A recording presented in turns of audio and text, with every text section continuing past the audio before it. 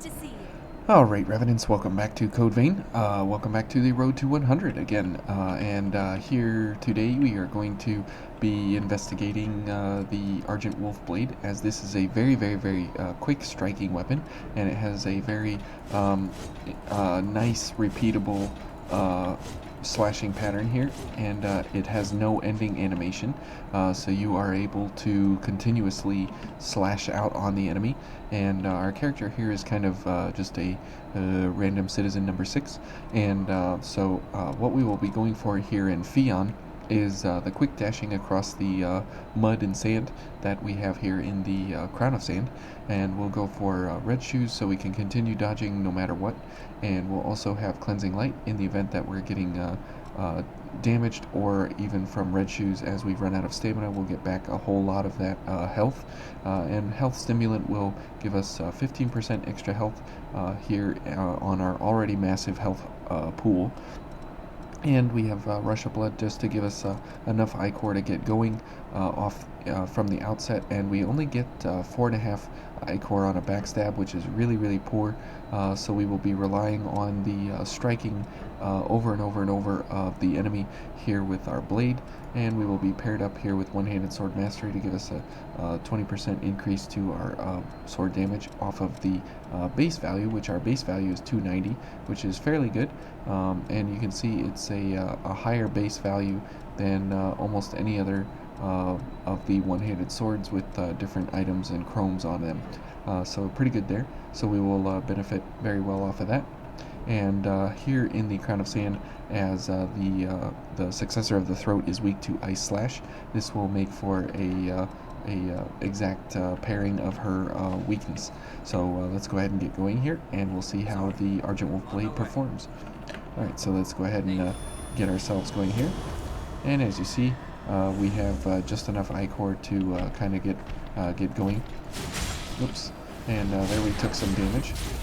And as we continuously slash through this fella, we definitely have enough ability there to go for a ton of slashes.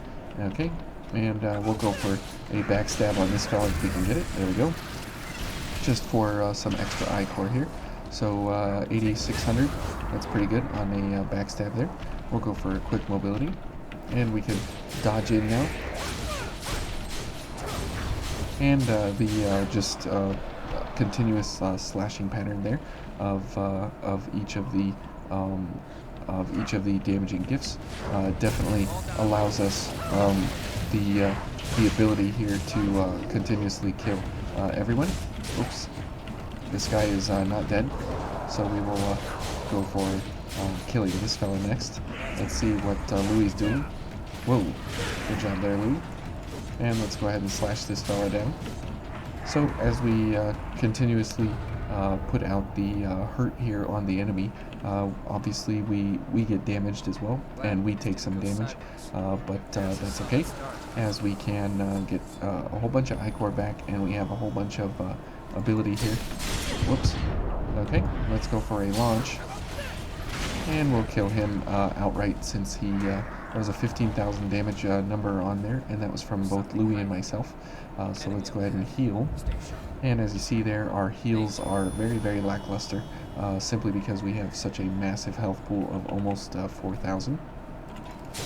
And let's go ahead and slash this fella down. There we go. Whoops. And we took a hit, Louis took a hit, but that's not a problem. And as you see, for these big anteater fellas, we do have enough damage that we can put out on them. However, we have to kind of gauge ourselves with how we're interacting with them. Otherwise, we will be in for a very bad time. And as you see here, Hasten has a very long cooldown, and so it will be very important for us to make sure that we go for Hasten only. Whoops, this fella always strikes me down here, but we have to make sure that we are always going for Hasten at opportune moments, like facing the Successor and such. There we go. And we'll slash this fella down. Now we don't have a whole lot of stagger built into the weapon here, it doesn't really boast too much ability in that sort of a way.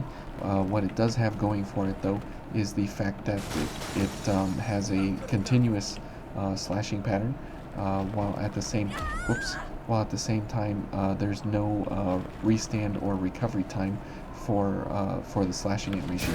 Whoops, I missed the dodge. There we go. And can I get a backstab? Nope. And he'll be dead before we get the backstab. Okay. Alright, and we'll go for gift extension here. And this fella, we're going to have to go for the slow crawl across the sand here. Alright, and we'll go for a backstab on him because why not? We're presented here. And as you can see, the wonderful length of time here built into Red Shoes allows us a huge amount of time here with gift extension and such to make sure that we always have enough time here built into Red Shoes. Alright, here comes this fellow. We'll go for a backstab. Gets hit 4.5 I-cord. It'll put us up to 11. Very good.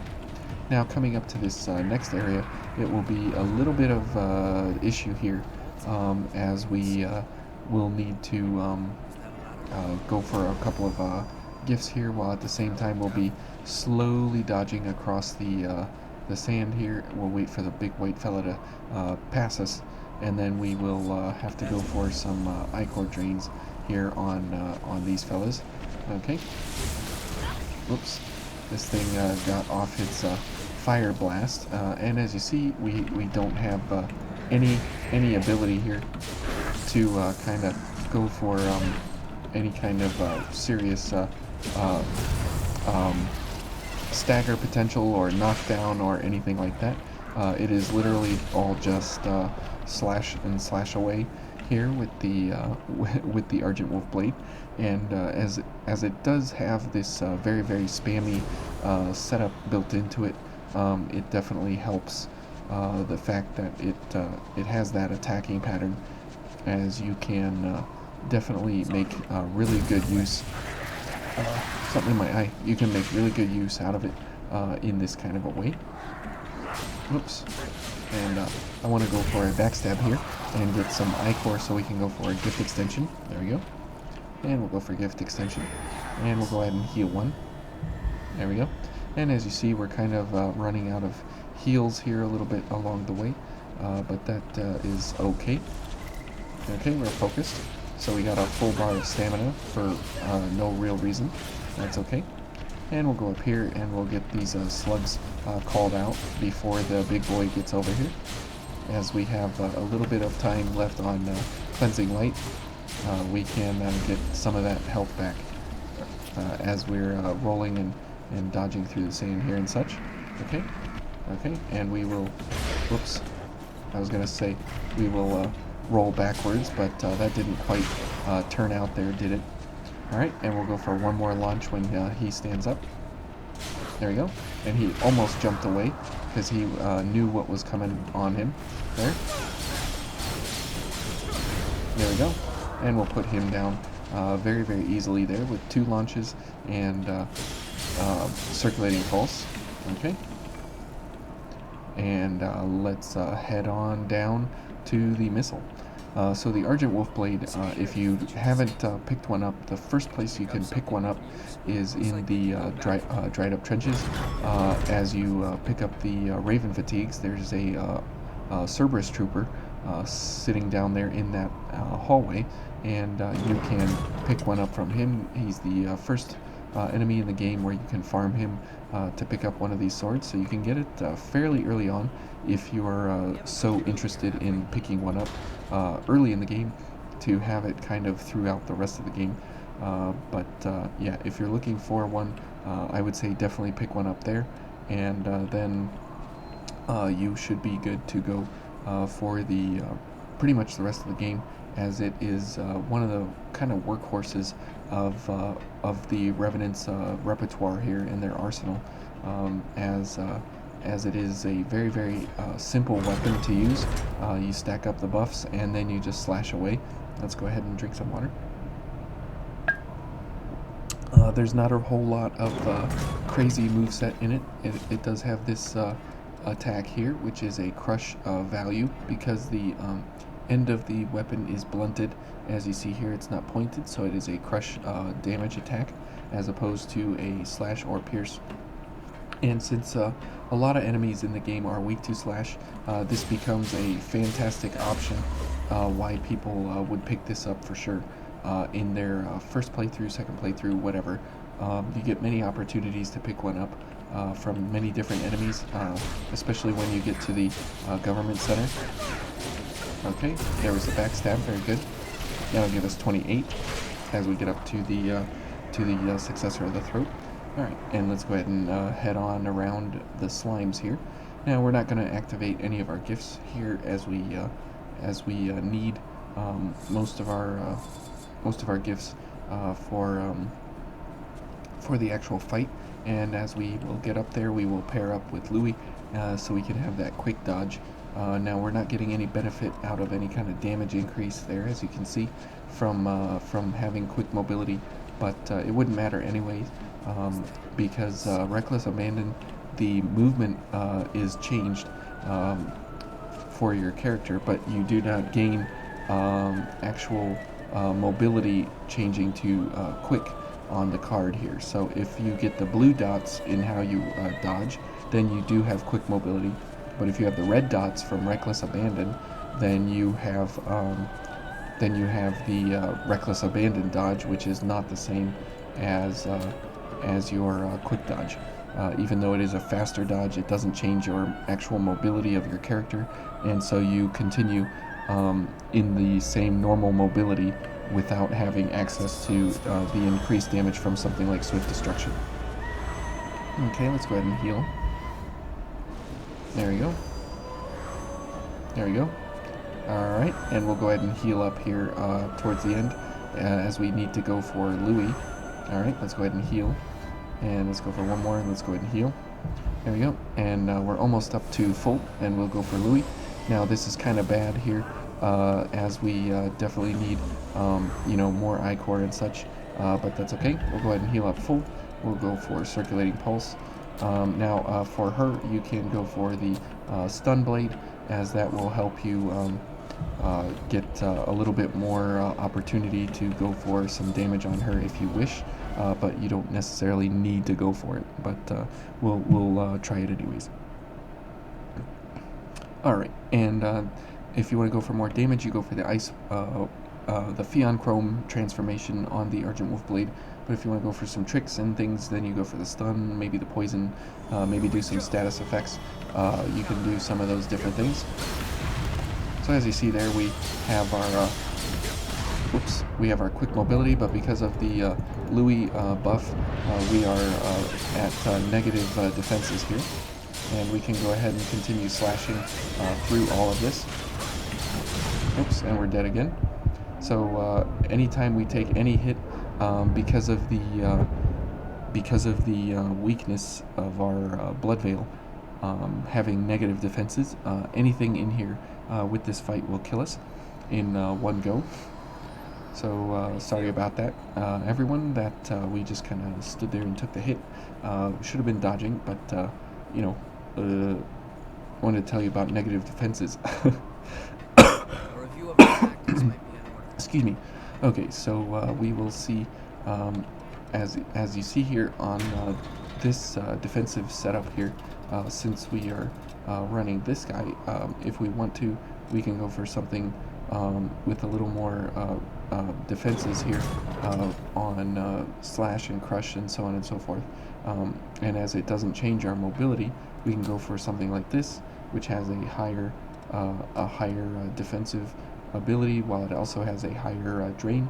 And since we're not actually using our Blood Veil to do any kinds of attacks and such, as we were doing that as through here as we were adventuring, we don't need to do anything like that for the actual fight here with the Successor. So we'll switch to something a little more defensive, as we get a minus 35 on when we pair up with Louis.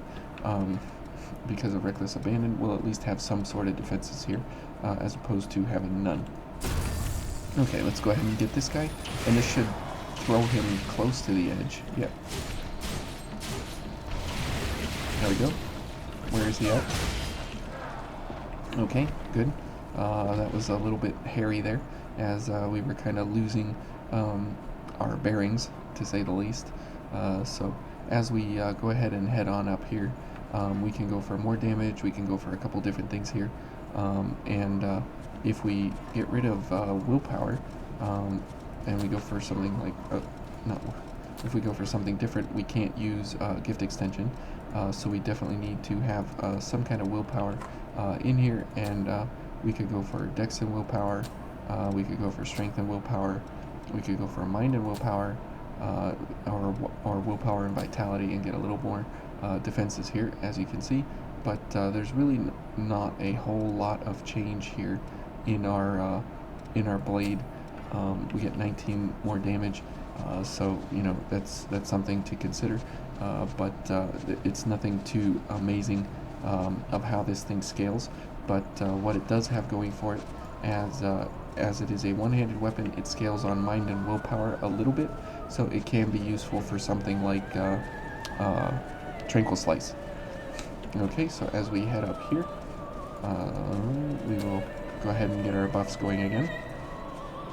And as we have the very, very heavy GXL Defender on here, we should have at least a little bit of defense here in our favor to make sure that we have the ability to keep up with the damage that's going to be put out on us. And since we'll have the quick mobility from Reckless Abandon, we won't really need this, so we can go for something like Adrenaline to go for a little more damage, or we can go for Numbing Mark. Okay, and we'll go for Numbing Mark so we can get some extra stun build up there on her. Okay, and let's go ahead and heal up here. There we go. Come on, there we go. Okay, good, and we will go back to Circulating Pulse. Okay, and we'll go for Ice, and we'll go for Drain Rating, and Gift Accelerator. Okay, and we'll go for Numbing Mark. Okay, good. Okay, and we'll go for a couple of gifts here at the beginning. Now, as she's gonna, as I was gonna say, as she's going to do that, you definitely want to stay close. So let's go ahead and Pure Blood up here, as that was pretty ridiculous. Whoops, and you can see here as we have access to a whole bunch of things, we are still getting leak going on here. And you want to stay close as you can. But since we were kind of at a distance there, we were having some issues. Okay, let's go for Ice. Okay, and we'll go for Gift Extension. And that's the problem with Circulating Pulse, is it has some issues with the distance to the character. Okay, and we'll go for Cleansing Light now. Whoops, there we go. Okay, stay close. There we go. And she's almost stunned again. Okay, let's go for Numbing Mark. There we go. And that should stun her. Okay, let's back up and go for Circulating Pulse. And go for some Ice. Oops, there we go. And we're out of Louis' Communal. Oops, and we got hit there accidentally. Let's go ahead and damage her again, so we get that possibly a next stun. Okay, let's go for Circulating Pulse, and we'll go ahead and continuously slash her down here. Okay, there we go.